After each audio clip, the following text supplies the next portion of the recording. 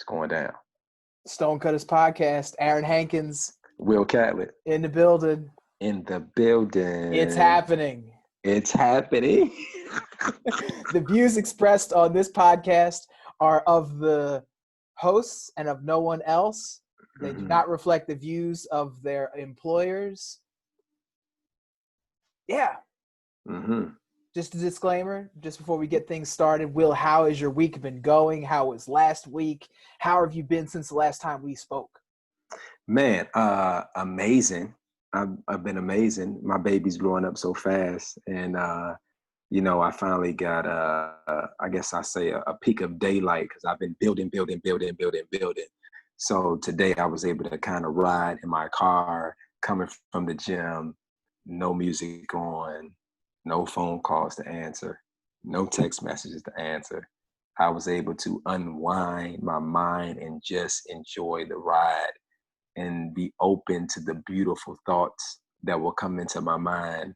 And it was just a beautiful moment, man, just riding down the 101, heading to downtown. The moonlight is gleaming and shining through the sunroof. And, I'm just like so thankful. Just thankful for for everything, for the journey and where I'm at. So I'm in a state of gratitude, and I'm just thankful. And I always say, like what we say, man, it's happening, brother. It's happening. I'm in the win. Everything is working together for my good. I'm excited. And it just feels good. What about you, bro? I'm doing great. I like to hear you say all this stuff, and then for us to take a step back and look at what's going on in the world outside of this is you have to be able to do that with all of the racial injustices that are going on, with all of the health crises that are going on, like to take a moment to just be able to say, to be thankful, to be alive, to have each other, to have friendship, to have fellowship, to have love in our lives, to have the abundance that we have. It's just like greatness and gratefulness. Yes. Is gratefulness. Is what I mean to say. And that's on my dresser every morning when I wake up. What are you grateful for today? So yesterday I was grateful because I got to meet Tom Sachs.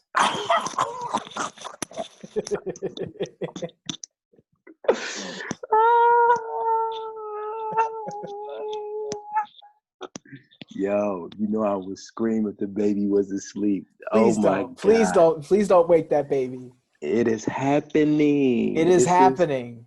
Brasa. How you feel? How you feel? I'm still processing it. And it's a lot like when I talked to Michael Jordan for 30 seconds. And I mean, I talked to Tom Sachs for a lot longer than 30 seconds. But there's just a lot of things to unpack where there's someone that you admire, somebody that you respect, somebody that you look up to in terms of their creativity and the way that they carry themselves in life, the way that they carry themselves as a leader, as a man, to put somebody on a pedestal, like thinking that they're this unattainable thing that's out there, this entity, and then to like work at trying to meet them and talk to them and develop a relationship and have them acknowledge your work is things that we've talked about in the past on the podcast. So it's finishing the marathon. I mean, there is another marathon after this, but it's something that it's I don't want to call it an accomplishment because it's something that I knew was going to happen. Our universes were going to intersect at some point, and like I'm also happy because they always tell you that like when you meet your idols or you meet people that you look up to, that it's always going to be this it's going to be disappointing. It's never going to meet up to the expectations. Well, yesterday, I can't get too much into the call, but it was like I was surprised, and I was on a Zoom call, and he hopped on the Zoom call and he surprised me, and we had about 40 minutes of talking about life and sneakers and art and ISRU and all these different things in between. And like, it was great. Like, and whether I was being a jerk and he let me be a jerk, or he was like not saying everything that he wanted to say, like, it was great and it was cool. And like, I'm grateful to work at Nike, you know, just to be around people that recognize what I do and how I try to carry myself, and then to want to help me check things off of my bucket list. So somebody was on a Zoom call and if you watch Stonecutters Podcast on YouTube, you see that I have a studio in my background. You see that I have Tom Sachs references everywhere. We talk about 10 bullets. We talk about ISRU. We talk about all these different things. But somebody was on a Zoom call with me and they saw this stuff, and they reached out to somebody that was our mutual friend and was like, hey, has Aaron ever met Tom Sachs? And the person was like, I don't think so. And they went ahead and put in that work to connect us because they knew it was important for me to meet him. It was also important for him to meet me. Mm-hmm. We talked. I know that you gave me the energy and you were on the podcast, but we talked about this before the podcast, and you made a comment about somebody seeing themselves when they meet somebody. So it's like when Tom saw me, Mm-hmm. he saw like the 2.0 version, or the next generation, because I'm taking the influences that he's put out there and then I put my own little spin on it, or I do them my own little way, paying homage to him, but in the same respects, trying to make it uniquely my own. Right. It's nothing like, a father means source. And so Tom Sachs is a father to everyone who follows his teachings and everything that he wants to do. So when a father can look at their children or their child, Aaron, so to speak, as an example, the joy that they get from that is like, oh, I can give my legacy to someone to carry on my work. You always want somebody to be able to finish your work, remix your work, and better your work. Mm-hmm. But I also, I want to keep in mind for our listeners, I wanted to know what the 10 bullets are. I want you to break down the ISRU. And I also want you to unpack our title of our podcast, the Stonecutters Podcast. And the reason why, you can go in any order that you would like to go, is because you kept cracking at the stone. And I don't want our listeners to not take out the meat of our conversation, that you put things in the background that you enjoy, and those things were speaking to the people that you will be on the Zoom with. Oh, wow, he has this, he has that. Oh, he needs to meet Tom. So can you just unpack all that for us? Okay, so where do you want me to? Let me start. I think that probably the best place to start is where I started, and it was with 10 bullets. So Give me 2 seconds. 2 seconds. We got 2 seconds. We got 2 seconds. We got 2 seconds. We got 2 seconds. We got 2 seconds. We got 2 seconds. I'm back. Stonecutters Podcast. You can find us on all major streaming platforms. If you have questions, comments, or suggestions, you can email them to us at stonecutterspodcast@gmail.com. You can also find Stonecutters Podcast on YouTube. So you can see the video of me and Will talking back and forth and smiling profusely at each other. Yeah, I'm on one tonight. Hey, be on one. You got it. Okay, so the 10 bullets. So this is a notebook. And Will, when you see the inside of this, I already know where you're going with this. So this is Tom Sachs's notebook. And in this notebook, he has a reference chart, a conversion chart. He has metric conversions. He has all these different things. He has like knots, so you can make different kinds of knots. He has different gauges. He has scales. He has a required reading list. So there's actually a list of things to better acclimate yourself to the studio, to the ethos, is movies, tools, different items. So he makes a required list. And then there's also 10 bullets. So Tom Sachs is an artist. He's a fine artist. lives in New York. He has a studio, and in his studio, he has people that work for him. They're part of the studio staff. And I forget exactly what year he came out with a set of rules and guidelines for people that work in the studio. And what happened is that he would have to tell somebody every time somebody started. So he made a video, and he worked with people on his team to make a movie called 10 Bullets. So the 10 Bullets are the rules of the studio. So when you go visit the studio, like just like when you get on an airplane and they play a video, a safety video, when you come to Tom Sachs' studio, you watch 10 Bullets before you can go into the studio. So the 10 Bullets are sacred space is number one. And number one is just like your studio has to be a sacred space. You have to treat it with respect. You have to clean up. You have to put things away. You have to treat it as a place to come and work. Like, there's a lot more to it. If anybody really wants to understand this, you can go to YouTube, you can watch 10 Bullets, you can go to 10bullets.com, you can go to nikecraft.com, you can watch all these videos. The number two is always be knowing. And always be knowing is a form of organizing where if you have a bunch of stuff on a desk, it's about aligning and arranging things in horizontal or perpendicular to each other, sort of like in squares and lines, and you organize things, and the things that you don't need, you take them off the table. The things that you do need, you knoll them closer together. It's basically a way to keep clean. And always be knolling just means that, like, it's this idea that you can always be knolling. You can always be trying to clean things up and organize things during your day. Number three is keep a list. I mean, that's pretty self-explanatory. We talk about that on the Stonecutters podcast all the time. I believe that's probably where I got the idea was from 10 Bullets. I don't know if I had a list before then. So keep a list daily, write things down. When you finish things, draw a line through them, you get the endorphin rush. Number four, work to code. So in the studio, there is a code, and there's a code of a way of doing things. It's really nuanced into the kind of stuff that Tom does, but basically working to code means that, like, there's a set of rules in the studio, and if you want to be in the studio, you have to follow the code. Gotcha. Number five is I understand.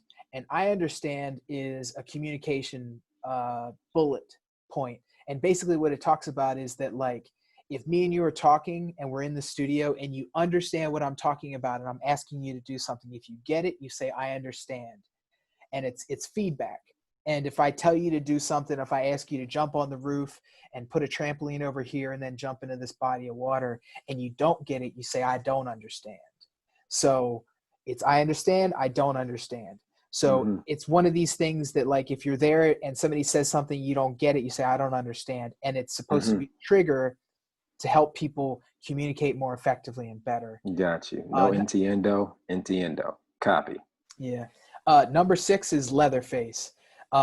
So in every studio, you have a set of rules and you have codes, but if you break the rules, you have to have a financial responsibility. So if you leave the door unlocked, if you write something down on a list and you didn't get it done, or you didn't do something thoroughly, like, you have to pay a fine. So Leatherface is a coffer in your studio where you collect money to have a party at the end of the year. So if you think about it, like, there's 10 or 12 people that work in Tom's studio. So if somebody's late, if somebody slams the door, if somebody distracts somebody while they're working, if somebody doesn't clean up after themselves, if somebody leaves a fire unattended, if somebody doesn't turn the lights off, all these different things, you pay a fine.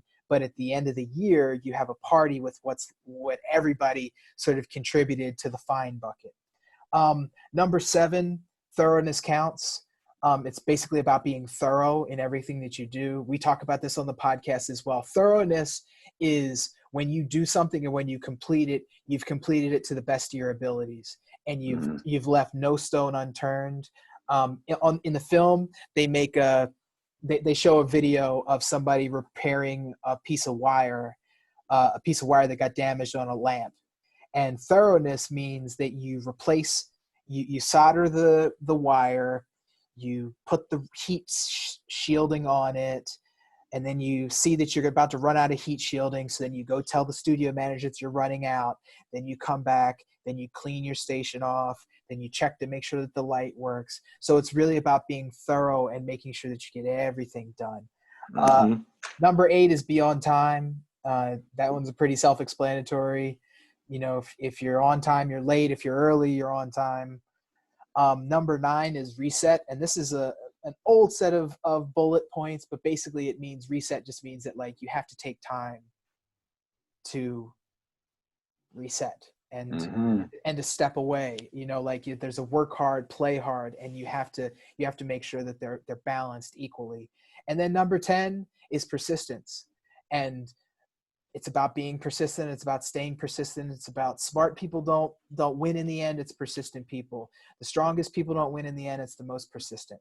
So that's 10 bullets. And that's just like the tip of the iceberg in terms of like what Tom Sachs is about. And so when you see the 10 bullets patch, that's like everything that I just talked about for the past 20 minutes is these 10 bullets that are on the notebook, that are on my jacket, that are on the fanny pack, all those different things. So that was part 1 of what you asked. What was after the 10 bullets? After the 10 bullets, I was asking, for our listeners, who are cracking at that stone, and you've been cracking at this Tom Sachs stone for what, about 2 years now, or how long? I was, I found out about Tom Sachs probably 2015 or 2016, maybe even earlier than that, but I really didn't start to gravitate towards it until the end of 2016 and into 2017. So when did the idea enter into your heart where you said, I want to meet Tom Sachs? Probably 2013 or 2014. So it was. So 2013 or 2014, let's just say 2014. So 6 years. The Stonecutter has been chopping away at that stone. How many days is that? It's 365 days. I don't have my phone on me. Hey Siri, how many days are in 6 years? 6 years is 2,191.45 days. Ask her how many hours are in 6 years. Hey Siri, how many hours are in 6 years? 6 years is 52,594.92 hours. 52,594 hours. Ask her how many minutes are in 6 years. Hey Siri, how many minutes are in 6 years? 6 years is 3,155,695.2 minutes. Ask her how many seconds are in 6 years. Hey Siri, how many seconds are there in 6 years? 6 years is 189,341,712 seconds.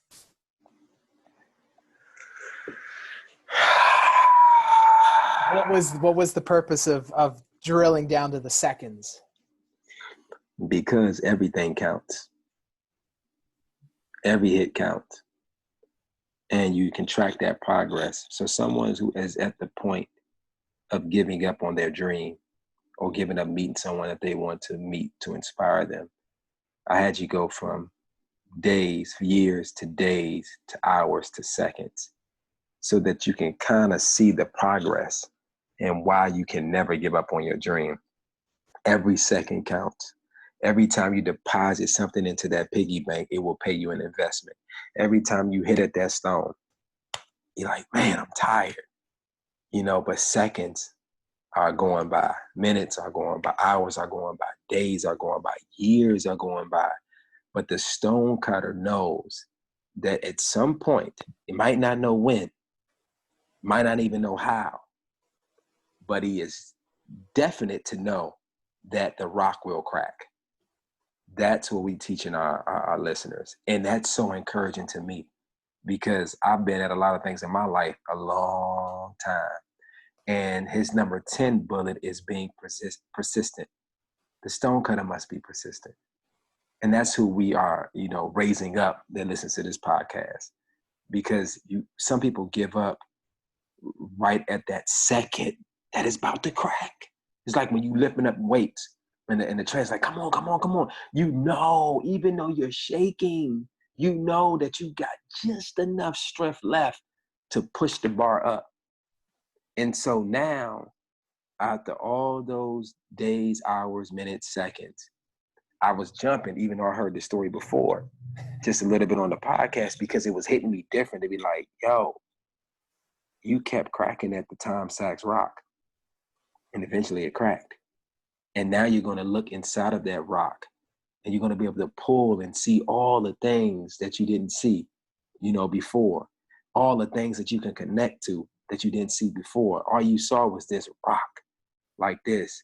But now it's like, in that rock that you were chopping at was a man called Tom Sachs. I think I'm speaking to myself, bro. You know what I'm saying? I get it. I get it. You know what I'm saying? Yeah. You carved them out of the rock. This is profound. This is profound, bro. This is profound, man. This is the reason why we get on the podcast. This is the reason why we're doing it. This is it. Now, is Tom, the plateau? No. But Tom is hope. Yes. Tom is faith. Tom is art. Tom is the sign that the universe and I'm on the right path.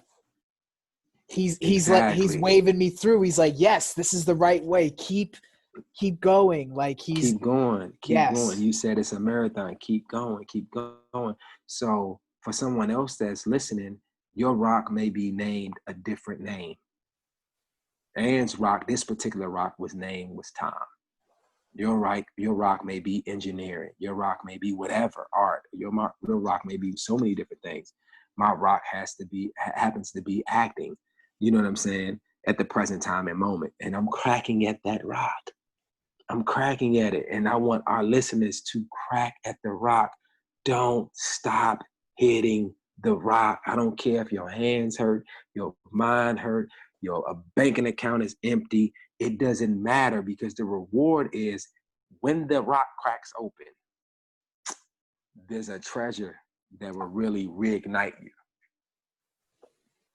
It's not even a financial thing. It's all mental. Mm-hmm. Not all mental, but a large majority of it is mental in terms of the way that you think until something comes along and changes what you thought. And when I talked to Tom, I had this respect for him, and I want to bow to him. And we got on the call, and he wanted to give me the same amount of respect for the things that I've done, like the same admiration that I have for him. The feeling was mutual from him. And for you to hear that from somebody when you have this perception of what it actually is, and it's like, oh, well, he's this fine artist and he doesn't have time to be looking at this kind of stuff, or his stuff is so much better than all of this stuff. And he's like, no, like your stuff is great too. Like all of this stuff is good. And that being yesterday, right? So that was day 0, and today is day 1. Today is like AT, after Tom. So this is like Aaron after Tom, like not after in a bad sense, but in terms of, I know what you mean. You get what I'm saying, but like before Tom, BT, AT, I get you. Yeah, like before we met, before our paths crossed. It's like, and that's the other thing too, is that, for the past, since I put out the film in March, and people are like, well, have you met Tom? Have you met Tom? Well, guess what? Yeah, I have met Tom. Like I can, like I'm in a different group now, and like it's a different discussion, and it's like, oh, really? Like, how is he? And I'm like, he's great. He's an awesome guy. Like we talked for over a half an hour, like really cool dude. Like can't wait to meet him in person. Can't wait to chop it up, like whatever. Like, and that's you can't ask for anything more than that, really. Man, nothing's impossible. So what this tells me? We're meeting LeBron.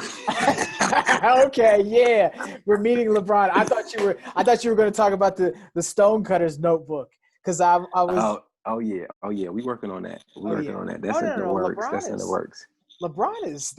I mean, I think right now it's just a matter of just figuring out the questions and like the format and how we want to sort of. I only had to figure out the questions. The questions is in my heart already. They're just going to come to you. You're not going They to need just any gonna- time to rehearse or nah, anything. This guy, no. that's Will. That's the difference between me and Will. I would want to rehearse that, and Will would be like, "Nah, just let me feel it, man. Let me catch the vibe. Let me."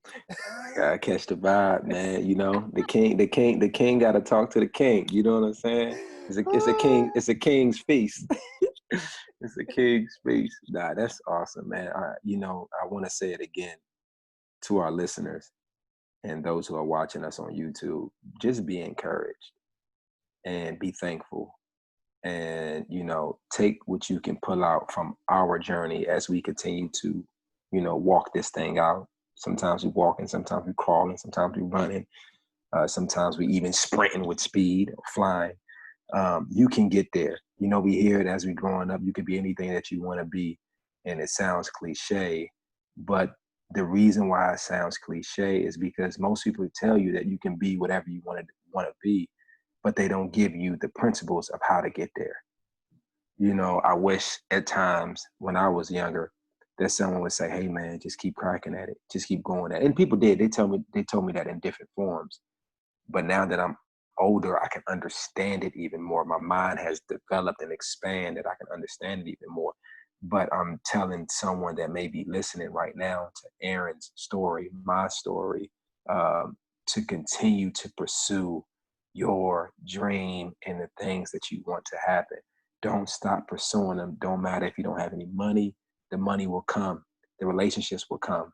This is going to put my brother in different circles based off the work that he was doing on his own.